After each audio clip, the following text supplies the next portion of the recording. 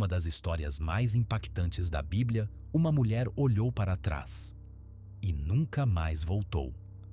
A esposa de Ló, no instante em que desobedeceu à ordem divina, foi transformada, segundo as Escrituras, em uma estátua de sal. Mas, e se eu te dissesse que arqueólogos afirmam ter encontrado essa estátua até hoje, preservada no deserto? Hoje, vamos investigar o que realmente aconteceu. E se há evidências físicas de que essa história bíblica não é apenas uma metáfora, mas um fato histórico. Para entender o que aconteceu com a esposa de Ló, precisamos voltar ao início da história. E ela começa com duas cidades que se tornaram sinônimo de destruição divina. O episódio está registrado no livro de Gênesis, capítulo 19. Duas cidades, Sodoma e Gomorra, haviam se tornado símbolo extremo da corrupção humana. Mas o que exatamente tornava essas cidades tão ruins? O profeta Ezequiel, no capítulo 16, verso 49, nos dá uma descrição surpreendente. Eis que esta foi a iniquidade de Sodoma, soberba, fartura de pão e abundância de ociosidade. Ela não fortaleceu a mão do pobre e do necessitado. Não era apenas imoralidade sexual, era arrogância, injustiça social, violência e total ausência de compaixão. A sociedade havia se tornado tóxica em todos os níveis. Ló era sobrinho de Abraão, o patriarca. Após uma disputa por pastagens, eles se separaram. Abraão ficou nas montanhas de Canaã e Ló escolheu a planície fértil do Jordão, próxima a Sodoma. Gênesis 13:13 já alertava: Ora, os homens de Sodoma eram maus e grandes pecadores contra o Senhor. Ló se mudou para lá sabendo dos riscos, e isso custaria quase tudo. Mas aqui está algo que poucos percebem. Ló não foi apenas morar perto de Sodoma. Com o tempo, ele se tornou parte da elite da cidade. Gênesis 19 nos diz que ele estava assentado à porta de Sodoma, uma posição de autoridade, onde os anciãos e juízes tomavam decisões. Ele havia prosperado materialmente, mas espiritualmente estava cercado de trevas, e sua família absorveu essa cultura tóxica. Gênesis 18 relata que Deus ouviu um clamor contra Sodoma e Gomorra. Era tão grave que ele decidiu investigar pessoalmente. Abraão intercede pelas cidades perguntando: e se houver 50 justos? Deus concorda. Se houvesse 10 justos, pouparia as cidades. Não havia nem 10. De acordo com a Bíblia, Deus decide destruí-las, mas antes disso, envia 2 anjos para resgatar Ló e sua família, os únicos que ainda tinham alguma retidão naquele lugar. Gênesis 19, 15 a 17 descreve a urgência. Quando raiou a alva, os anjos apertaram com Ló, dizendo: levanta-te, toma tua mulher e tuas 2 filhas que aqui estão, para que não pereças na punição desta cidade. Eles dão uma ordem clara e direta: fujam e nunca olhem para trás. Era uma ordem espiritual, mas também um aviso físico. Algo terrível estava prestes a acontecer. Ló, sua esposa e suas 2 filhas fogem. A Bíblia diz que eles hesitaram, e os anjos literalmente os pegaram pela mão e os arrastaram para fora da cidade. Eles correm sem olhar para trás enquanto a destruição começa. Gênesis 19, 24 a 25 descreve com detalhes assustadores. Então, o Senhor fez chover enxofre e fogo do Senhor desde os céus sobre Sodoma e Gomorra, e destruiu aquelas cidades, e toda aquela campina, e todos os moradores daquelas cidades, e o que nascia da terra. A Bíblia descreve uma chuva de fogo e enxofre caindo dos céus. O chão treme. Fumaça sobe ao céu como a fumaça de uma fornalha. É um cenário apocalíptico. E então, a esposa de Ló comete o erro fatal. Gênesis 19, 26 registra com simplicidade brutal: E a mulher de Ló olhou para trás e converteu-se numa estátua de sal. Instantâneo. Um só olhar. Um só ato de desobediência. E sua história acaba ali. A Bíblia não nos dá o nome dela. Não sabemos seus pensamentos. Não sabemos se ela tinha amigos lá, filhos que ficaram ou simplesmente curiosidade. Sabemos apenas que ela olhou e foi transformada. Mas pense nisso por um momento.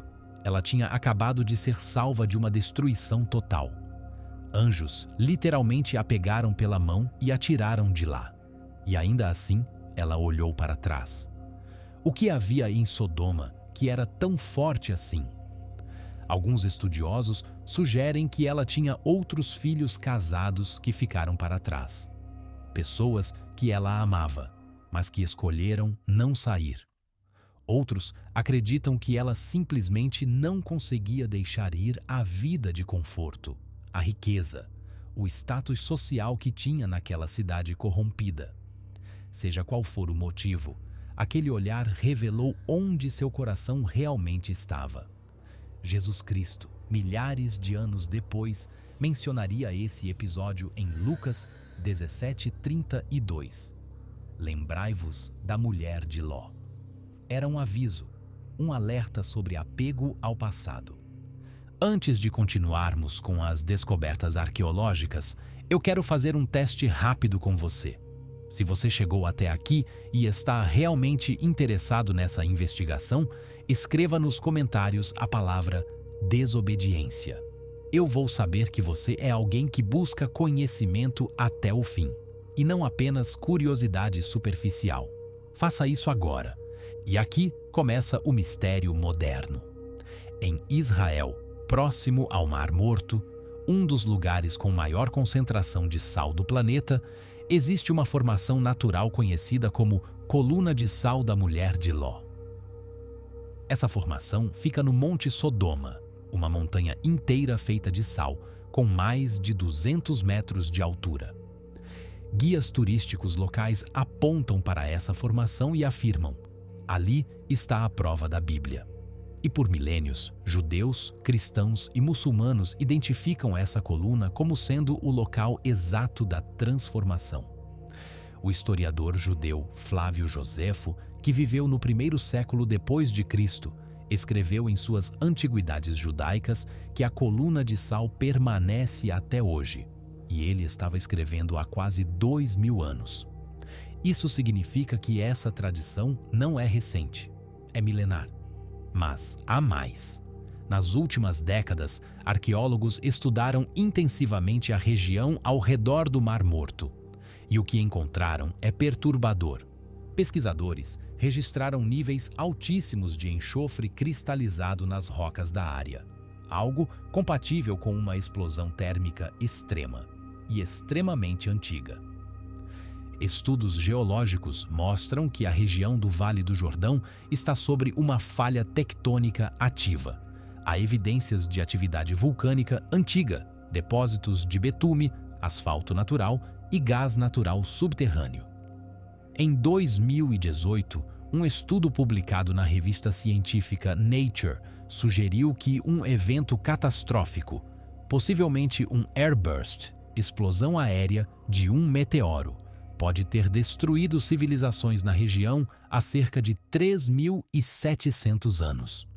Isso coincide com a época estimada de Abraão e Ló. A análise de solo mostrou vidro fundido, cerâmica derretida e uma camada espessa de cinzas, sinais de temperaturas extremamente altas.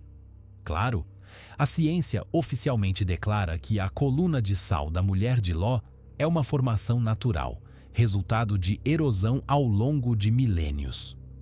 Mas por que então existe exatamente uma coluna solitária, em formato humanoide estranho, apontada por milênios, desde a época romana até hoje, como a Mulher de Ló? Coincidência? Lenda? Ou memória coletiva de um evento real? Independentemente da evidência física, há uma verdade espiritual profunda nessa história. Alguns estudiosos acreditam que o relato não é apenas literal, mas também profundamente simbólico. A mulher de Ló representa aqueles que, mesmo diante da salvação, ainda têm saudade do pecado. Ela foi chamada para um futuro, mas seu coração ainda estava preso ao passado.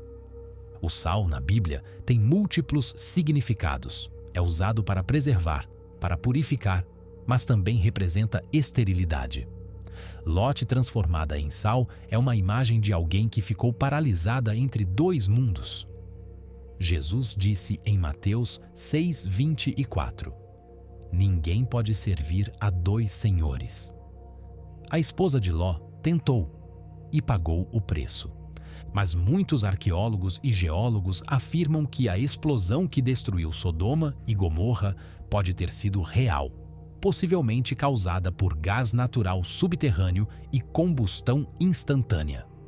Isso explicaria o fogo vindo do céu, explicaria o enxofre, explicaria a velocidade da destruição.